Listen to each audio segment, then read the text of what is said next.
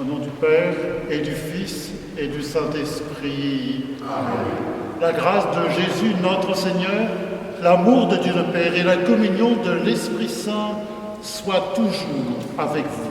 Et avec votre esprit. Heureux de vous accueillir, même de manière virtuelle, à travers la diffusion sur YouTube, vous, nos frères et sœurs des communautés de Saint-Bruno, de Saint-Étienne, de Sainte-Lucie. Aujourd'hui, notre rassemblement rejoint aussi des amis habitant d'autres villes qu'ici les Moulineaux et qui ont tenu à être avec nous ce matin. Notre rassemblement va même au-delà des frontières grâce au Père Augustin qui a envoyé notre vidéo d'invitation à ses frères et sœurs du Togo et d'autres pays d'Afrique. Nous allons même être regardés aussi en Amérique latine, en Argentine, au Brésil. Le Père Pierre, le Père Augustin et moi-même sommes conscients de la chance extraordinaire que nous avons de pouvoir chaque matin dans la chapelle Saint-Vincent célébrer l'Eucharistie, comme nous aimerions pouvoir partager ce bonheur avec vous tous. Aussi, notre joie est grande ce matin de pouvoir vivre avec vous cette Eucharistie. Ensemble, nous allons nous nourrir de la même parole de Dieu. Nous allons tout à l'heure refaire, Pierre, Augustin et moi, les mêmes gestes que ceux de Jésus le soir du jeudi saint. Nous avons en commun de nous savoir aimés d'un amour inconditionnel par Dieu. Aussi est-ce en toute confiance, assurés de son pardon, que nous nous tournons vers celui qui a donné sa vie pour que nous entrions dans la vie éternelle.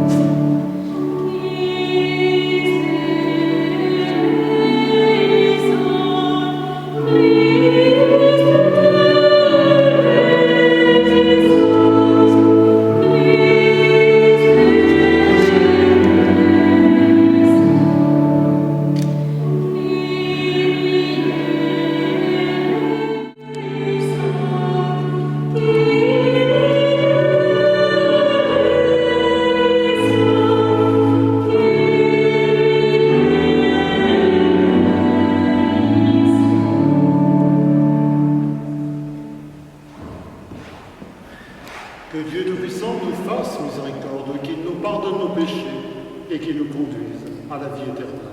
Amen. Prions le Seigneur.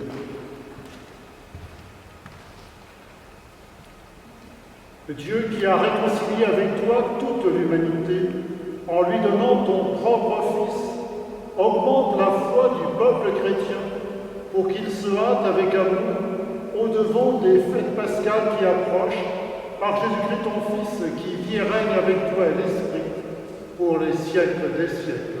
Amen.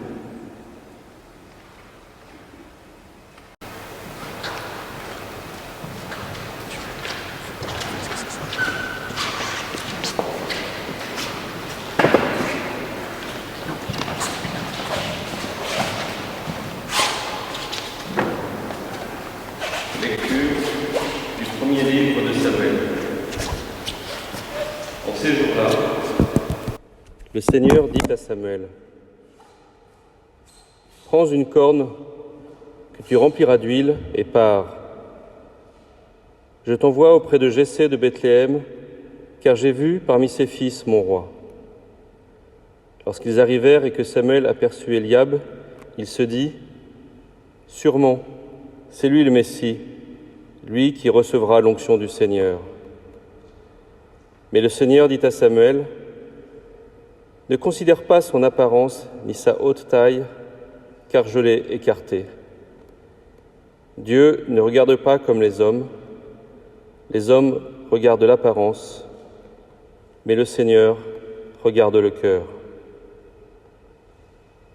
Jessé présenta ainsi à Samuel ses 7 fils, et Samuel lui dit : « Le Seigneur n'a choisi aucun de ceux-là. » Alors Samuel dit à Jessé : « N'as-tu pas d'autres garçons ?» Jessé répondit : « Il reste encore le plus jeune. Il est en train de garder le troupeau. » Alors Samuel dit à Jessé : « Envoie-le chercher.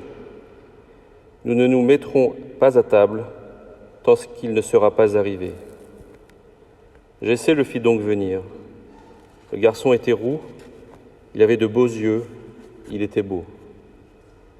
Le Seigneur dit alors : « Lève-toi, donne-lui l'onction, c'est lui. » Samuel prit la corne pleine d'huile et lui donna l'onction au milieu de ses frères. L'Esprit du Seigneur s'empara de David à partir de ce jour-là. Parole du Seigneur.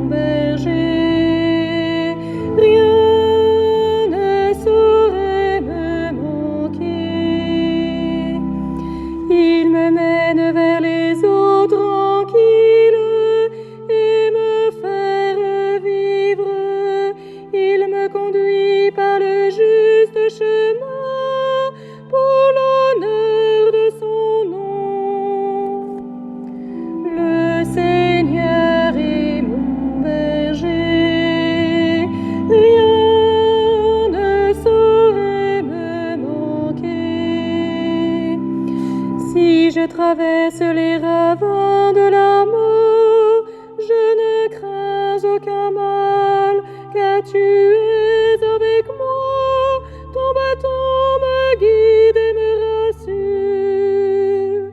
Le Seigneur est mon berger, rien ne saurait me manquer. Tu prépares la table pour moi, devant mes ennemis, tu répands le parfum sur ma tête, ma coupe est débordante. Le Seigneur est mon berger, rien ne saurait me manquer. Grâce et bonheur m'accompagnent tous les jours de ma vie, j'habiterai la maison du Seigneur pour la durée de mes jours. Le Seigneur est mon berger, rien ne saurait me manquer.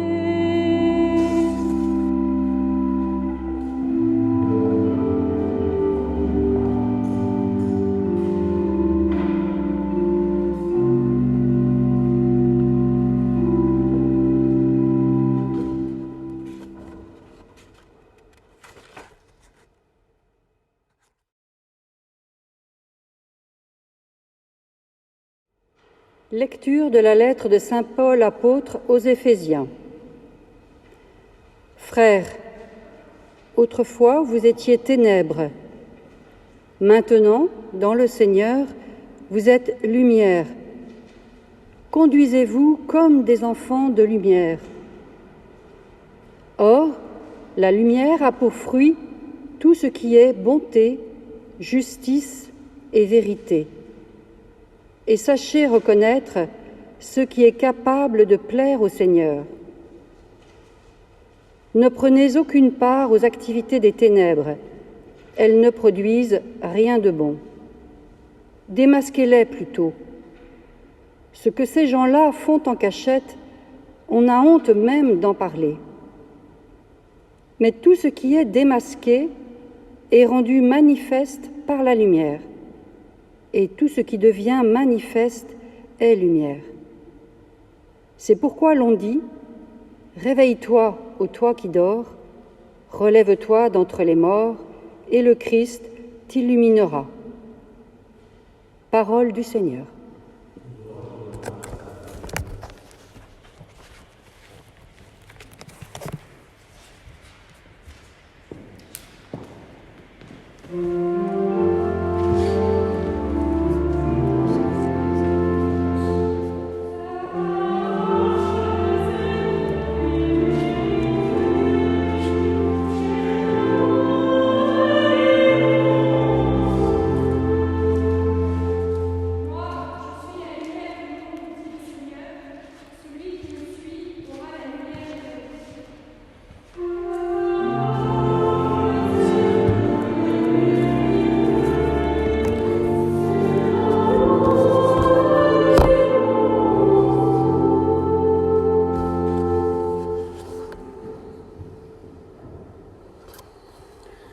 Le Seigneur soit avec vous et avec votre esprit. Évangile de Jésus-Christ selon saint Jean.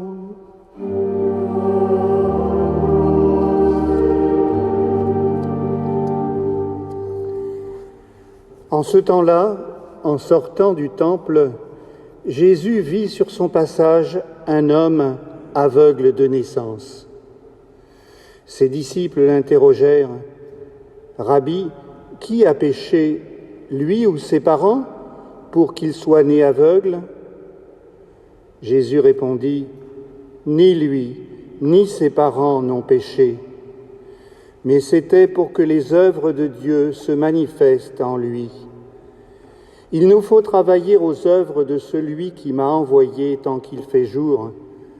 La nuit vient, où personne ne pourra plus y travailler. Aussi longtemps que je suis dans le monde, je suis la lumière du monde. » Cela dit, il cracha à terre, et avec la salive il fit de la boue, puis il appliqua la boue sur les yeux de l'aveugle et lui dit « Va te laver à la piscine de Siloé ». Ce nom se traduit « envoyé ». L'aveugle y alla donc, et il se lava. Quand il revint, il voyait. Ses voisins et ceux qui l'avaient observé auparavant, car il était mendiant, dirent alors « N'est-ce pas celui qui se tenait là pour mendier ?» Les uns disaient « C'est lui », les autres disaient « Pas du tout, c'est quelqu'un qui lui ressemble ». Mais lui disait « C'est bien moi ». Et on lui demandait « Alors, comment tes yeux se sont-ils ouverts ?» Il répondit « L'homme qu'on appelle Jésus a fait de la boue, il me l'a appliqué sur les yeux et il m'a dit « Va à Siloé et lave-toi ». J'y suis donc allé et je me suis lavé. Alors j'ai vu.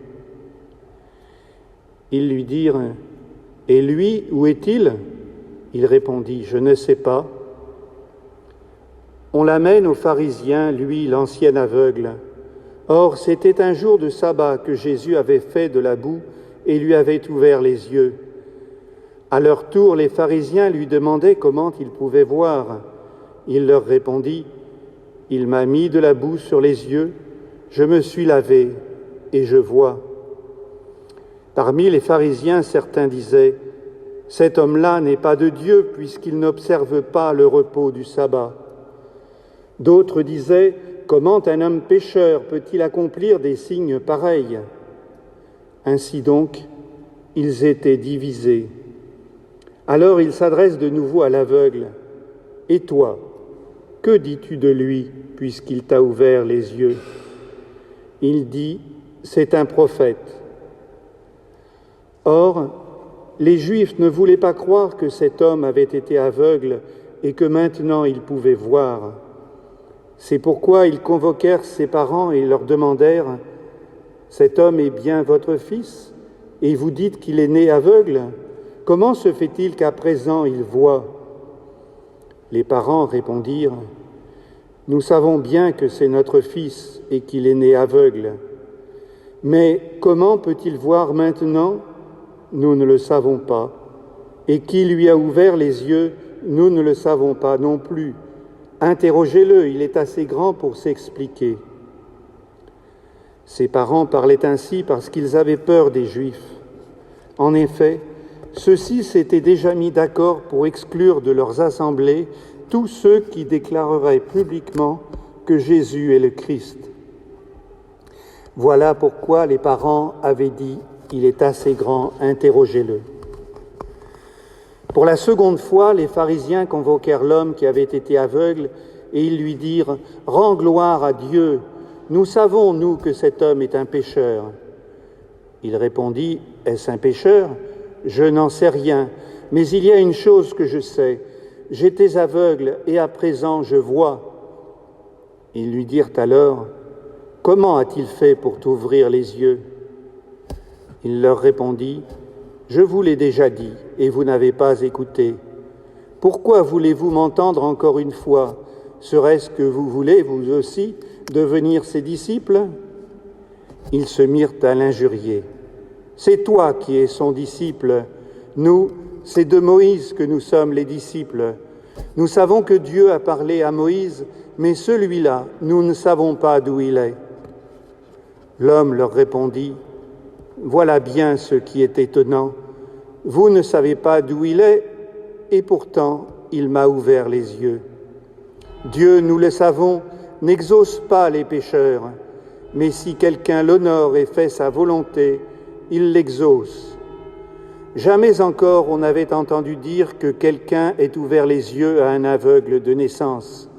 Si lui n'était pas de Dieu, il ne pourrait rien faire. » Ils répliquèrent « Tu es tout entier dans le péché depuis ta naissance, et tu nous fais la leçon ?» Et ils le jetèrent dehors. Jésus apprit qu'ils l'avaient jeté dehors. Il le retrouva et lui dit « Crois-tu au Fils de l'homme » Il répondit « Et qui est-il, Seigneur, pour que je croie en lui ?» Jésus lui dit « Tu le vois, et c'est lui qui te parle. » Il dit « Je crois, Seigneur », et il se prosterna devant lui. Jésus dit alors « Je suis venu en ce monde pour rendre un jugement, que ceux qui ne voient pas puissent voir, et que ceux qui voient deviennent aveugles. » Parmi les pharisiens, ceux qui étaient avec lui entendirent ces paroles et lui dirent « Serions-nous aveugles, nous aussi ?» Jésus leur répondit « Si vous étiez aveugles, vous n'auriez pas de péché. Mais du moment que vous dites « Nous voyons », votre péché demeure. » Acclamons la parole de Dieu. Louange à toi, Seigneur Jésus.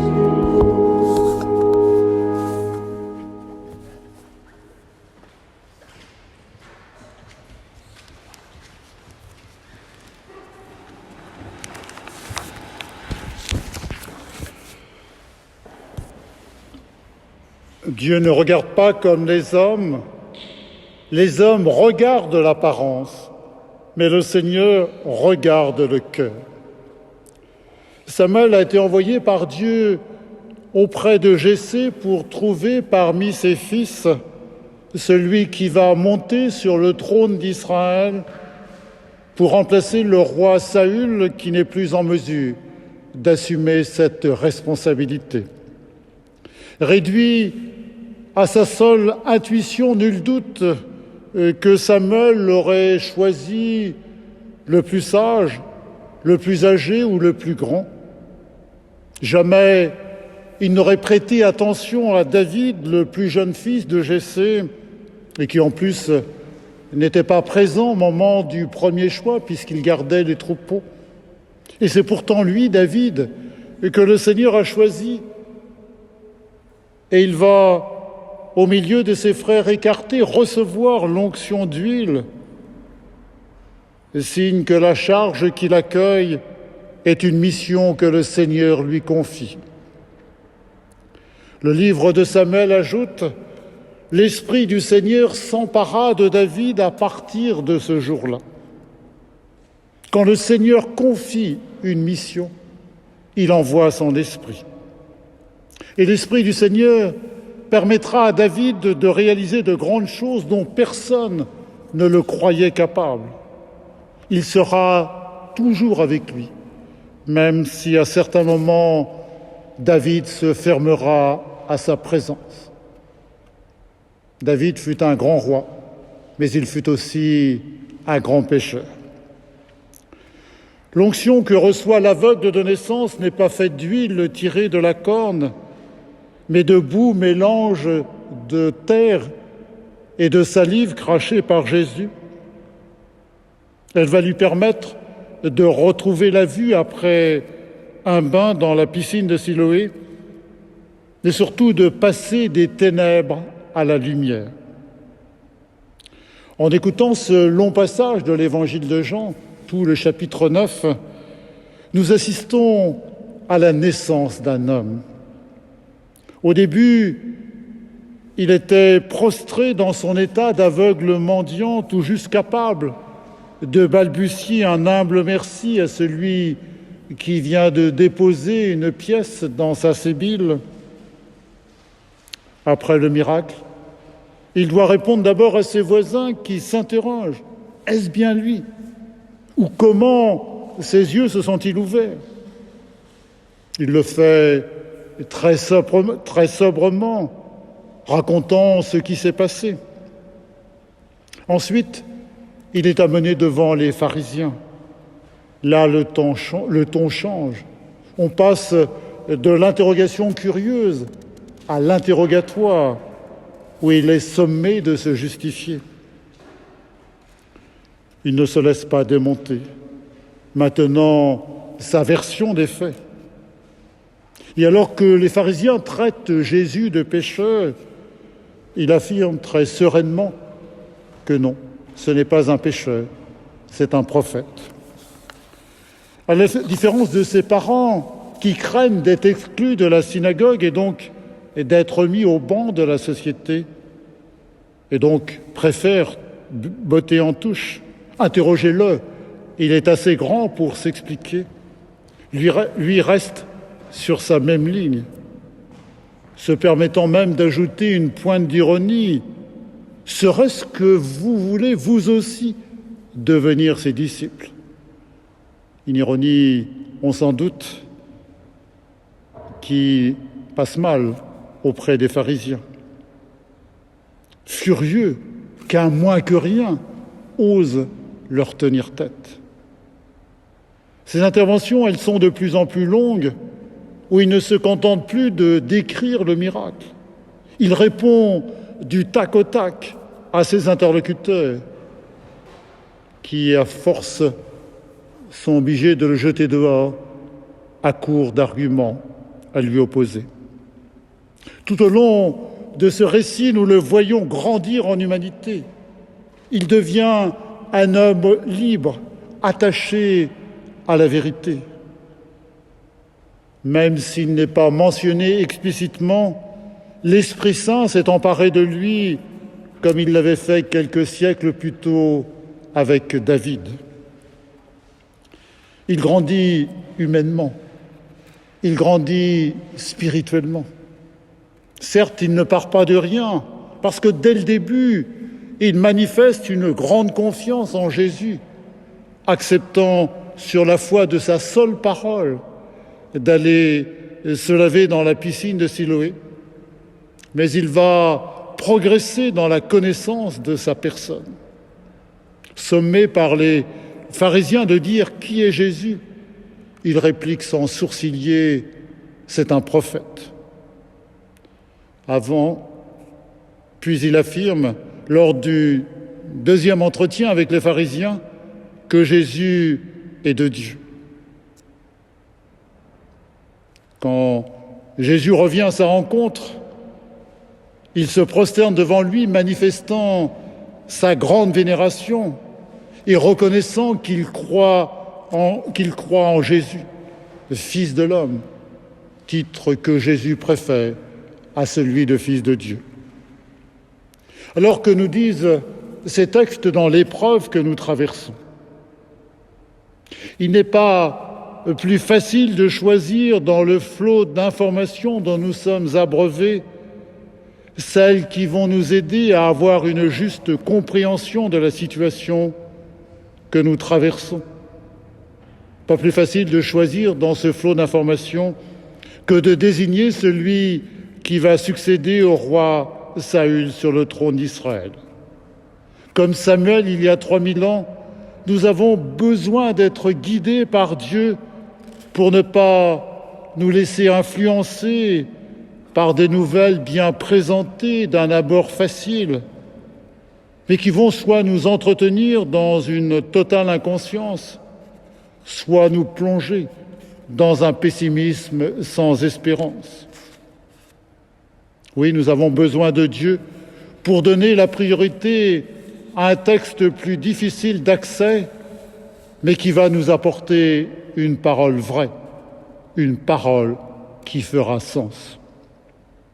Au début du chapitre 9, face aux interrogations de ses disciples qui veulent savoir qui est à l'origine du handicap de l'aveugle-né, Jésus répond par cette phrase énigmatique « Il nous faut travailler aux œuvres de celui qui m'a envoyé plutôt que de rester le regard tourné vers le passé à rechercher qui est coupable, qui a mal agi. » Dans la crise du coronavirus, à vouloir refaire l'histoire. Donc plutôt que de rester le regard tourné vers le passé, regardons vers l'avenir afin d'être en mesure d'accueillir les dons que le Seigneur va nous offrir pour que nous soyons des acteurs responsables et solidaires.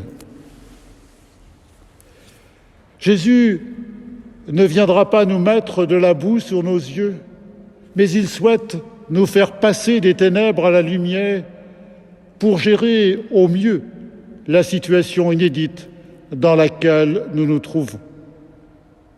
Se retrouver à plusieurs dans un espace réduit, 24 heures sur 24, va forcément entraîner des frictions, avec le risque que cela devienne bien vite un enfer si nous nous laissons aller à nos pulsions.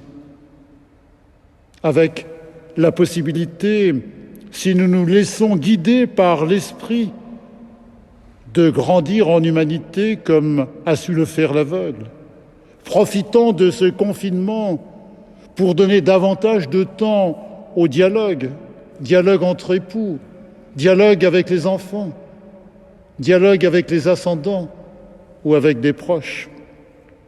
Bien des incompréhensions, fruit d'un manque d'attention à l'autre, pourront s'effacer grâce à ce dialogue retrouvé.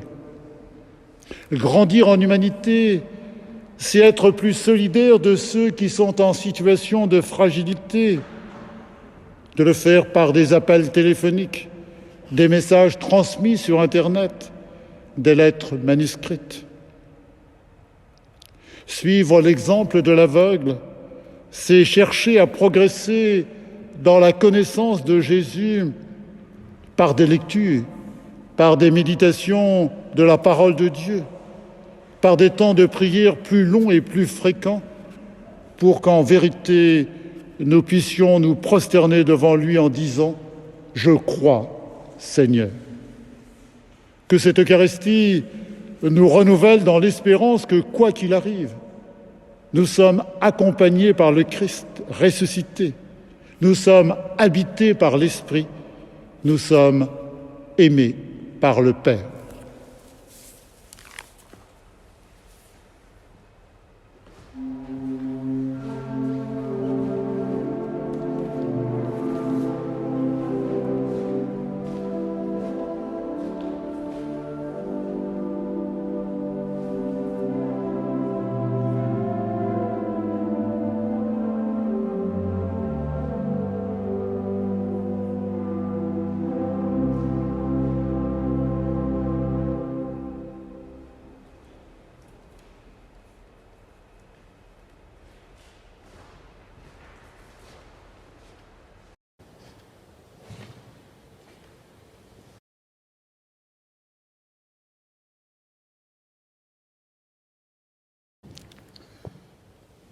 Ensemble, nous allons redire notre foi, la foi de l'aveugle-né, en reprenant les mots du symbole des apôtres.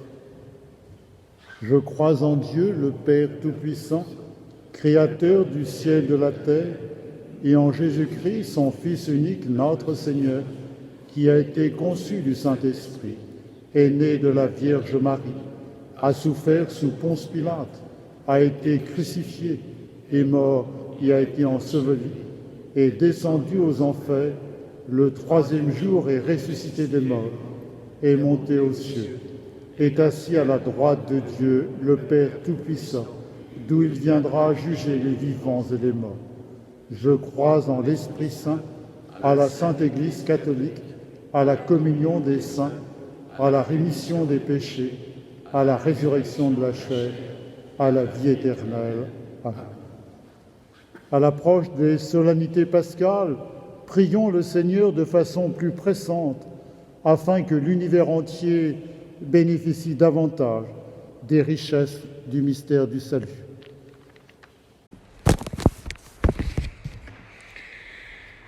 Prions Dieu notre Père pour l'Église et pour ceux qu'il a choisis pour la guider, le pape et les évêques, les prêtres, les diacres, afin que chacun fasse sa volonté et se laisse éclairer dans sa mission par l'Esprit Saint.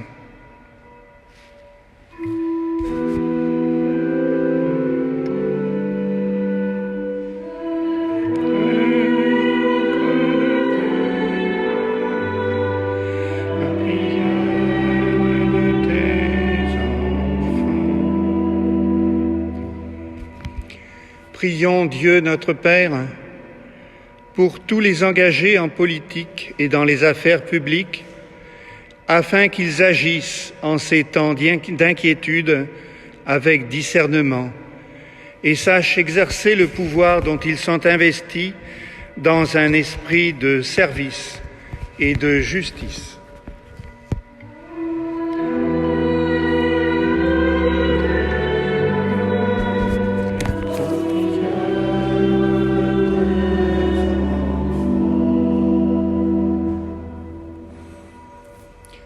Prions Dieu notre Père pour nos frères et nos sœurs confinés et isolés par les nécessités du moment, et pour ceux et celles qui, se mettant à leur service, leur prodiguent avec humanité et compétence les soins dont ils ont besoin.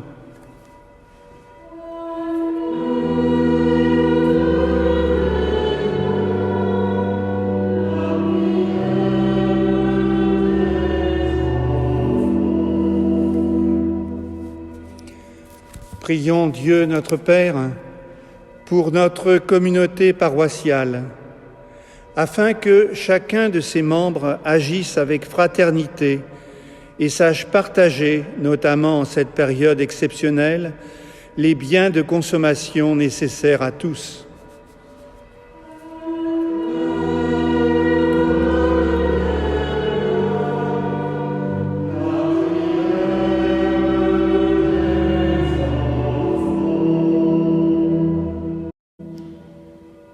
Seigneur, écoute avec bonté les prières de ton peuple, accorde à tous ce qu'il te demande et à chacun ce qu'il lui faut, par Jésus, le Christ, notre Seigneur. Amen.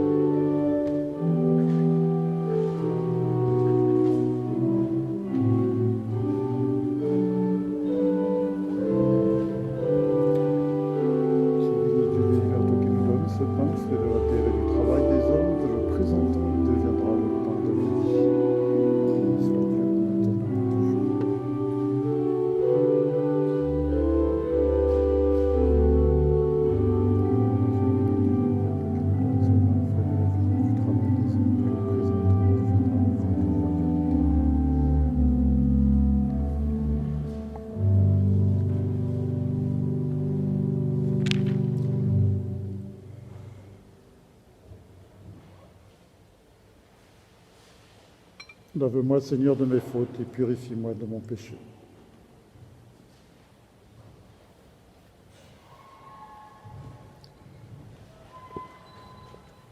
Prions ensemble au moment d'offrir le sacrifice de toute l'Église.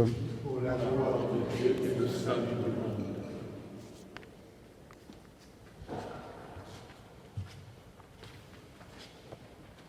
Donne à ton Église, Seigneur, la joie de transmettre.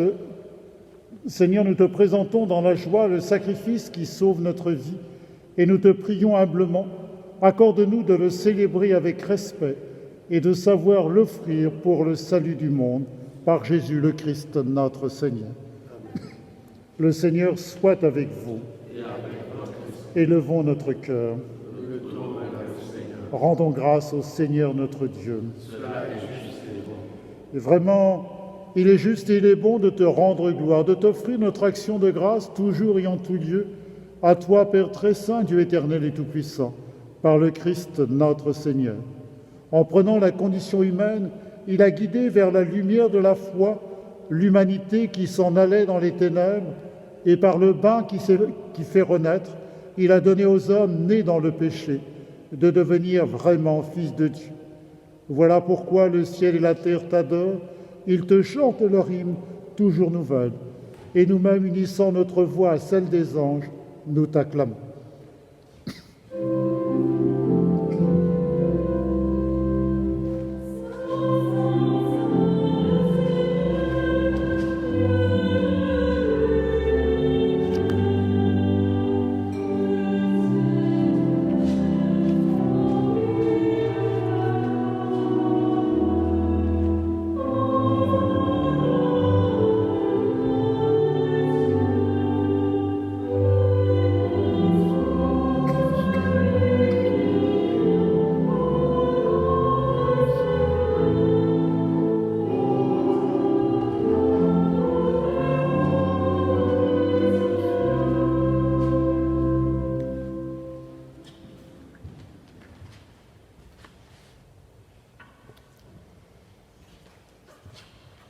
Toi qui es vraiment saint, toi qui es la source de toute sainteté, nous voici rassemblés devant toi et dans la communion de toute l'Église en ce premier jour de la semaine.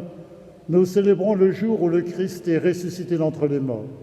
Par lui que tu as élevé à ta droite, Dieu notre Père, nous te prions. Sanctifie ces offrandes en répandant sur elles ton esprit, qu'elles deviennent pour nous le corps et le sang de Jésus, le Christ notre Seigneur. Moment d'être livré, d'entrer librement dans sa passion, il prit le pain. Il rendit grâce, il le rompit et le donna à ses disciples en disant « Prenez et mangez-en tous, ceci est mon corps livré pour vous. »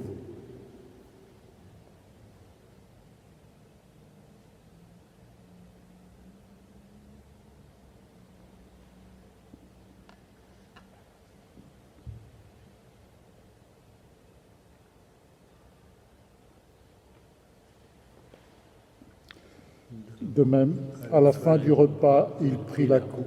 Et de nouveau, il rendit grâce et la donna à ses disciples en disant « Prenez et buvez-en tous, car ceci est la coupe de mon sang, le sang de l'alliance nouvelle et éternelle, qui sera versé pour vous et pour la multitude en rémission des péchés. Vous ferez cela en mémoire de moi. »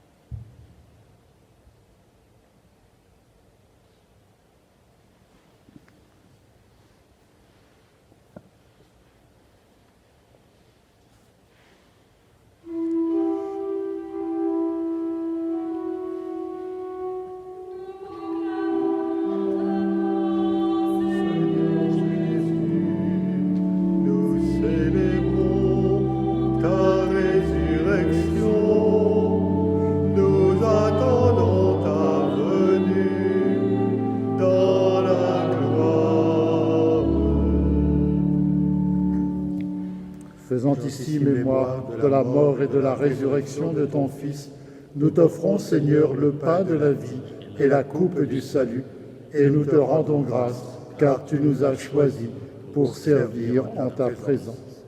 Humblement, nous te demandons qu'en ayant part au corps et au sang du Christ, nous soyons rassemblés par l'Esprit Saint en un seul corps. Souviens-toi, Seigneur, de ton Église répandue à travers le monde. Fais-la grandir dans la foi et l'espérance, dans l'amour et le service des hommes, avec tous ceux, avec le pape Jean-Paul, François, avec notre évêque Matthieu et tous ceux qui ont la charge de ton peuple.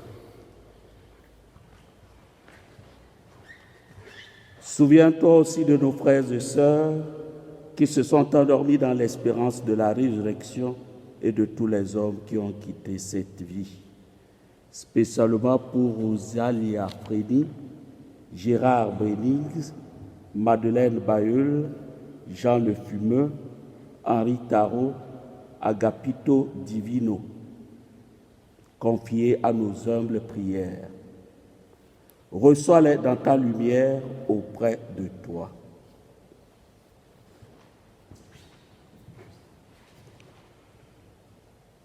Sur nous tous, enfin, nous implorons ta bonté. Permets qu'avec la Vierge Marie, la bienheureuse Mère de Dieu, avec Saint Joseph, son époux, les apôtres et les saints de tous les temps qui ont vécu dans ton amitié, nous ayons part à la vie éternelle et que nous chantions ta louange par Jésus-Christ, ton Fils bien-aimé.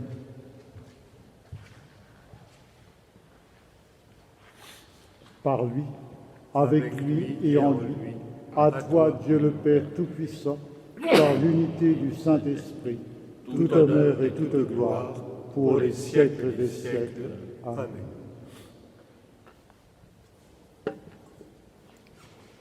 Unis dans le même esprit, nous pouvons, avec confiance, redire les mots que nous avons reçus du Sauveur. Notre Père, qui es aux cieux, que ton nom soit sanctifié, que ton règne vienne, que ta volonté soit faite sur la terre comme au ciel. Donne-nous aujourd'hui notre pain de ce jour.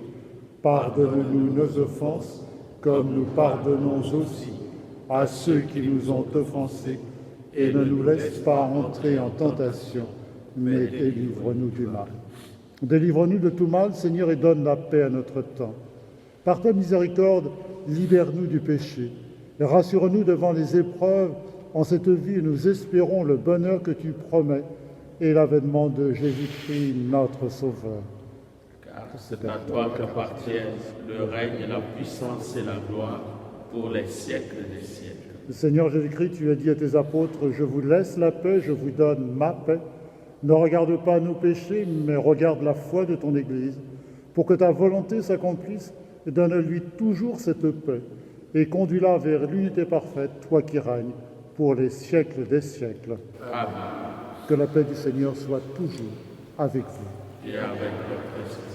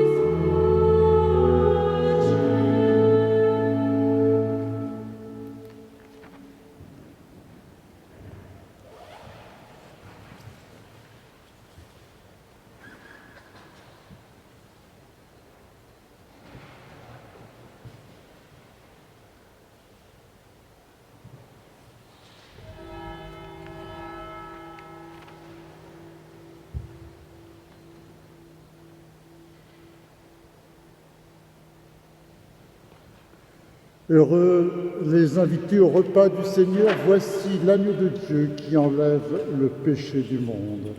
Seigneur, je ne suis pas digne de te recevoir, mais dis seulement une parole et je serai guéri.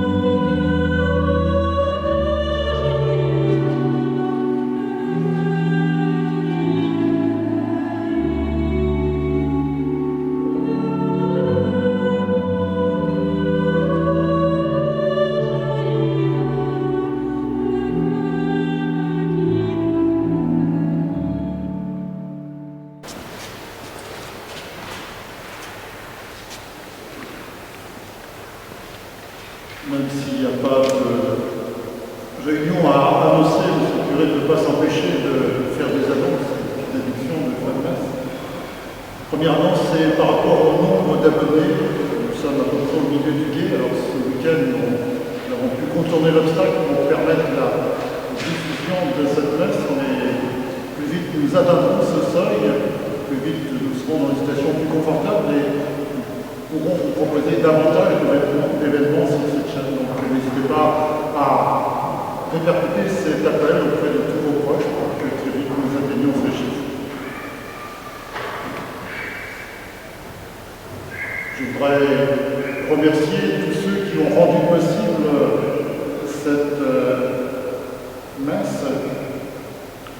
L'AP de Saint-Étienne qui, à 2 reprises, s'est retrouvé, non pas au même endroit, mais grâce à Microsoft Teams, pour réfléchir et ensuite préparer cette célébration. Je remercie à Oscar pour l'orgue et puis à Alix pour l'animation des chants. Et j'aurais surtout adressé un merci tout particulier à Jérôme, sans lequel cette célébration n'aurait pas pu aboutir, ce projet n'aurait pas pu aboutir. Merci aussi à son fils André, merci pour vos compétences techniques et puis votre grand dévouement.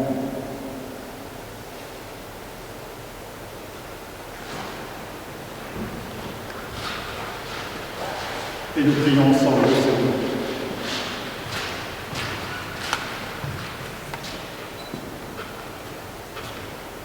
Dieu qui éclaire tout homme venant dans ce monde, illumine nos cœurs par la clarté de ta grâce, afin que toutes nos pensées soient dignes de toi et notre amour de plus en plus sincère par Jésus, le Christ notre Seigneur. Le Seigneur soit avec vous et que Dieu Tout-Puissant vous bénisse, le Père, le Fils et le Saint-Esprit. Amen. Et vous tous qui êtes ici ou qui nous regardez sur la vidéo, allez dans la paix du Christ. Non, non, non.